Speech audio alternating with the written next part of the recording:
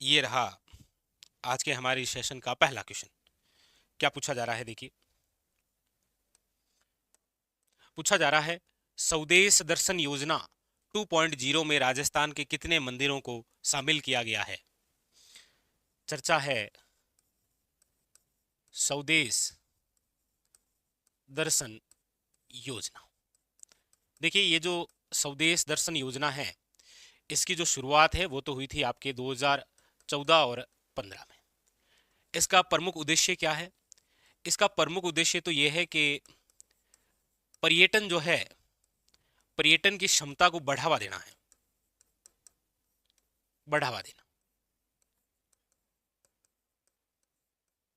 इसीलिए इसी योजना का 2.0 ये शुरुआत है आपके जनवरी 2023 में। याद रखिएगा, इंपॉर्टेंट बात। स्वदेश दर्शन योजना कौन सी? स्वदेश जो दर्शन योजना है 2.0, इसकी जो शुरुआत है वो आपके जनवरी 2023 में हुई थी। यहां पर पूछा जा रहा है कि राजस्थान के कितने मंदिरों को शामिल किया गया है। तो याद रखिएगा, इसके अंदर राजस्थान के 3 मंदिरों को शामिल किया गया है। कितने मंदिरों को? 3 मंदिरों को शामिल किया गया है। 3 मंदिर कौन कौन से हैं? याद रखिएगा, वेरी वेरी इंपॉर्टेंट क्वेश्चन। एक तो है आपके, याद रखिएगा, केशोराय पाटन मंदिर। एक है आपके, याद रखिएगा, सांवलिया शेठ मंदिर। और एक है आपके सामने, याद रखिएगा, करणी माता मंदिर। इन 3 मंदिरों को शामिल किया गया है। तो यहां पर ऑप्शन नंबर हो जाएगा B is a correct answer. याद रखिएगा, केशोराय पाटन मंदिर कहां पर है? तो आप कहेंगे सर बूंदी के अंदर। सांवलिया शेठ का मंदिर कहां पर है? तो आप कहेंगे सर मंडफिया, चित्तौड़गढ़। और करणी माता का मंदिर आप सब जानते ही हैं, यह है आपके देशनोक, बीकानेर।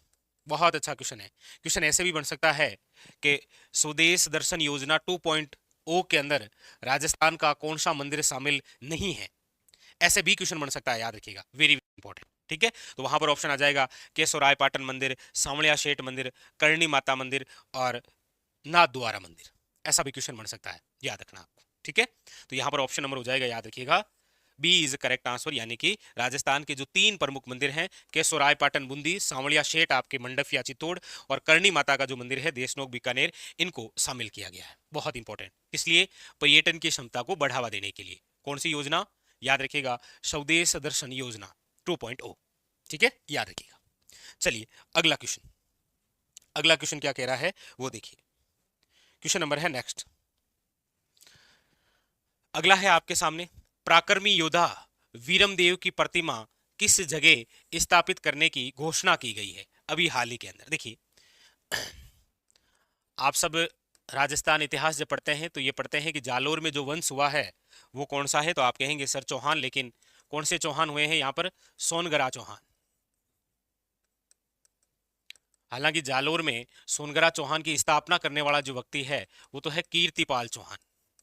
कौन है? कीर्तिपाल चौहान, जो कि आपके नाडोल से आया था। लेकिन जालोर में सोनगरा चौहानों में सबसे शक्तिशाली जो शासक रहे हैं, सबसे शक्तिशाली राजा, वो रहे हैं आपके, याद रखिएगा, कहनर देव। कौन हुए हैं? कहनर देव। और कहनर देव का ही पुत्र है जिसका नाम है वीरमदेव। कौन है? वीरमदेव। आप जब हिस्ट्री पढ़ते हैं तो वीरमदेव वे फिरोजा की प्रेम कथा पढ़ते होंगे। वीरमदेव जो कि आपके कहनर देव सोनगरा के पुत्र, और फिरोजा जो कि अलाउद्दीन खिलजी की पुत्री है। पढ़ते हैं आप कि जालोर पर अटैक होता है अलाउद्दीन खिलजी का 1311 के अंदर, और जालोर पर अधिकार करके जालोर का नाम क्या कर देते हैं? जलालाबाद। तो यहां पर जो स्थापित पराक्रमी योद्धा, जिस योद्धा की बात हो रही है वो कौन है? वीरमदेव। ये वीरमदेव कौन है? तो आपको पता चल गया कि जालोर के अंदर सोनगरा चौहान थे। उनमें सबसे शक्तिशाली जो राजा थे वो थे कानरदेव सोनगरा। कानरदेव सोनगरा के पुत्र हैं जिनका नाम क्या है? याद रखिएगा, वीरमदेव सोनगरा। और वीरमदेव सोनगरा की ही प्रतिमा लगाने की घोषणा हुई है। प्रतिमा की घोषणा। और ये कहां पर लगेगी? तो याद रखिएगा, जालोर में। ठीक है, इस प्रतिमा की जो ऊंचाई है वो है 18 फीट। 18 फीट की ऊंचाई पर पराक्रमी योद्धा वीरमदेव सोनगरा की प्रतिमा की घोषणा, और ये किस जिले के अंदर, तो याद रखिएगा जालोर। ठीक है, ऑप्शन नंबर जो है वो हो जाएगा आपके सामने सी इज करेक्ट आंसर, जालोर। ठीक है, टुंकाली पहाड़ी पर, अगर पहाड़ी का नाम भी पूछेगा तो ये लो टुंकाली पहाड़ी पर। ठीक है, ऑप्शन नंबर क्या हो जाएगा, सी इज करेक्ट आंसर।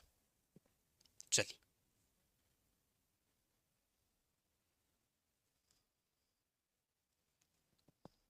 अगला क्वेश्चन देखिए, क्वेश्चन नंबर है आपके सामने नेक्स्ट। पूछा जा रहा है एनसीडीसी की राज्य में शाखा कहां स्थापित की जाएगी। सबसे पहले तो ये एनसीडीसी क्या है, एनसीडीसी क्या है, तो ये है आपके राष्ट्रीय रोग नियंत्रण केंद्र, राष्ट्रीय रोग नियंत्रण केंद्र। ये जो राष्ट्रीय रोग नियंत्रण केंद्र है, इसकी शाखा कहां स्थापित की जाएगी, तो ये शाखा स्थापित की जाएगी, याद रखिएगा, जयपुर में। Very very important, option number जो है वो हो जाएगा आपके सामने डी इज करेक्ट आंसर, याद रखिएगा, कहां पर, जयपुर के अंदर। ठीक है, वेरी वेरी इंपॉर्टेंट, याद रखिएगा। चलिए अगला क्वेश्चन देखिए, अगला है वुमन एक्सीलेंस अवार्ड 2024 से सम्मानित मोनिका तोमर का संबंध किस खेल से है। बहुत अच्छा क्वेश्चन है, याद रखिएगा। वुमन एक्सीलेंस अवार्ड 2024 में सम्मानित कौन, मोनिका तोमर। दो प्रकार के क्वेश्चन बन सकते हैं, एक तो ये कहां से है और एक इनका संबंध किस खेल से है। चलिए एक क्वेश्चन आप बता दीजिएगा, ठीक है, कि ये कहां से है, जरा कमेंट करके बताना, और इनका संबंध किस खेल से है, तो याद रखिएगा निशानेबाजी से। किससे संबंधित है, याद रखिएगा निशानेबाजी से। ऑप्शन नंबर जो है वो हो जाएगा आपके सामने ए is correct answer.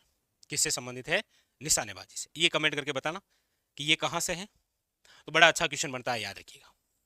Women excellence award 2024 को सम्मानित मोनिका तोमर। ठीक है, चलिए अगला क्वेश्चन लीजिए। अगला क्वेश्चन क्या कह रहा है, अगला कह रहा है आपके कि अक्षय ऊर्जा क्षेत्र में 10 मार्च 2024 को किए गए एमओयू यानी कि समझौते के संबंध में असत्य कथन का चयन कीजिए। बहुत इंपॉर्टेंट है, अक्षय ऊर्जा से संबंधित तो सारी बातें इंपॉर्टेंट है। चलिए पहला फैक्ट आप बताइए, अक्षय ऊर्जा दिवस कब मनाया जाता है। ये भी बड़ा अच्छा क्वेश्चन है, अक्षय ऊर्जा दिवस कब मनाते हैं, पहला ही फैक्ट बताइए, अक्षय ऊर्जा दिवस कब मनाया जाता है। अब यहां पर अभी आपको पता होगा कि हाल ही के अंदर, यानी कि यहां पर दे रखा है प्रश्न में कि 10 मार्च 2024 को अक्षय ऊर्जा क्षेत्र के अंदर एमओयू हुआ है, उसमें से कौन सा कथन जो है वो असत्य है। देखिए सबसे पहली बात, 25,000 मेगावाट अक्षय ऊर्जा हेतु एनटीपीसी ग्रीन एनर्जी लिमिटेड के साथ एमओयू हुआ, ये बात बिल्कुल सही है। वेरी वेरी इंपॉर्टेंट, याद रखिएगा कि अभी हाल ही के अंदर राजस्थान सरकार ने यानी कि अक्षय ऊर्जा हेतु एनटीपीसी के साथ कितने हजार, तो याद रखिएगा 25,000 मेगावाट। वेरी वेरी इंपॉर्टेंट, पहली बात। दूसरी, 3500 मेगावाट हेतु कोल इंडिया तथा एनएलसी इंडिया के साथ एमओयू हुआ, ये भी अलग अलग बातें याद रखनी। देखिए 25,000 मेगावाट के लिए तो किसके साथ, तो एनटीपीसी ग्रीन एनर्जी लिमिटेड के साथ, जबकि 3500 मेगावाट हेतु कोल इंडिया तथा एनएलसी इंडिया के साथ क्या हुआ है, एमओयू, ये भी सही है। तीसरा है कि प्रशासन तंत्र सुदृढ़ीकरण हेतु पावर ग्रिड कॉरपोरेशन के साथ भी एमओयू हुआ है, ये भी सही है। डी कह रहा है कि 1000 मेगावाट बिजली खरीद हेतु एसजीवीएन लिमिटेड के साथ एमओयू हुआ है, नहीं, 1000 मेगावाट के साथ नहीं, 600 मेगावाट, 600 मेगावाट बिजली खरीद। तो यहां पर जो ऑप्शन दे रखा है वो है आपके सामने डी इज इनकरेक्ट, याद रखिएगा 1000 मेगावाट ना होकर, याद रखिएगा इंपॉर्टेंट, 600 मेगावाट खरीद पर हुआ है। ठीक है, तो यहां पर ऑप्शन हो जाएगा आपके सामने डी इज इनकरेक्ट, याद रखिएगा। तो सारे के सारे क्वेश्चन वेरी वेरी इंपॉर्टेंट है, याद रखिएगा कि हाल ही के अंदर अक्षय ऊर्जा क्षेत्र के अंदर राजस्थान सरकार ने कितनी मेगावाट के लिए कौन सी कंपनी के साथ एमओयू किया है, समझौता किया है। ठीक है, तो बस यहां पर ऑप्शन नंबर डी, बाकी आप सारे याद रखिएगा, थ्योरेटिकल वन लाइनर भी पूछे जा सकते हैं। ठीक है, तो ये थे आज के हमारे करंट विशेष के क्वेश्चन, जहां पर अक्षय ऊर्जा से related question very very important. ये तो आप कमेंट करके मुझे बताना अक्षय ऊर्जा दिवस कब मनाते हैं। ठीक है, दूसरी, वुमेन एक्सीलेंस अवार्ड 2024 सम्मानित मोनिका तोमर, ये भी बहुत अच्छा क्वेश्चन है। और ये आपके राष्ट्रीय रोग नियंत्रण केंद्र की जो शाखा है वो कहाँ स्थापित होगी, तो ये भी इंपॉर्टेंट है, जयपुर के अंदर। और हमने वैसे पढ़ा भी था कि यहाँ पर, चलिए फिर आप कमेंट करके ही बताइए, कल हमने पढ़ा था आपके सेंटर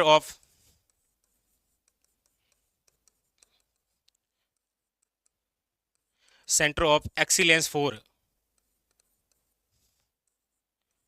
रेयर डिजीज केंद्र कहां पर स्थापित होगा, यानी कि जो दुर्लभ रोग हैं उनके इलाज से संबंधित, ये कहां पर है, और ये आपके जयपुर के अंदर। ठीक है, फिर हमने ये भी एक इंपॉर्टेंट है, वैसे थोड़ा हिस्ट्री से रिलेटेड है तो पूछा जा सकता है करंट में, करंट के हिसाब से भी और स्टैटिक्स के हिसाब से भी, कि वीरमदेव निम्न में से किससे संबंधित है या किस वंश से संबंधित है। जैसे हिस्ट्री में आप पढ़ते हैं तो इसका, इनके नाम से एक ग्रंथ भी है, वो है वीरमदेव सोनगरारी वात। तो ये भी पूछ लेगा कि वीरमदेव सोनगरारी वात के लेखक कौन है, तो आप कहेंगे वो है पद्मनाभ। जो भी हो, मतलब करंट में है तो वीरमदेव से संबंधित क्वेश्चन बनने के चांसेस ज्यादा हैं। ठीक है, ये थोड़ा सा याद रखें। और ये आपके है इंपॉर्टेंट, जब भी पर्यटन के क्षेत्र में या पर्यटन क्षमता को बढ़ावा देने के लिए कोई भी केंद्र सरकार की योजना होती है और उसके अंदर जब हमारे राजस्थान के किसी शहर, किसी मंदिर, किसी स्थान को शामिल करते हैं तो वो क्वेश्चन अपने आप में यूनिक होता है। याद रखिएगा, 3 कौन कौन से हैं, नाम जरूर याद रखने हैं, क्योंकि वो पूछ लेगा कौन सा शामिल नहीं है, इस प्रकार से। ठीक है, तो ये थे आज के हमारे क्वेश्चन जहां पर हमने चर्चा की। कल फिर मिलेंगे और बड़े महत्वपूर्ण क्वेश्चनों के साथ और बड़े शानदार क्वेश्चनों के साथ। तब तक के लिए मस्त रहिए, तैयारी में व्यस्त रहिए। और वैसे भी आपको पता ही है, आपने देख ही लिया होगा कल बहुत सारी वैकेंसियों की डेट, हालांकि पशु परिचर की डेट भी बढ़ी गई तो फायदा ही है। ठीक है, तैयारी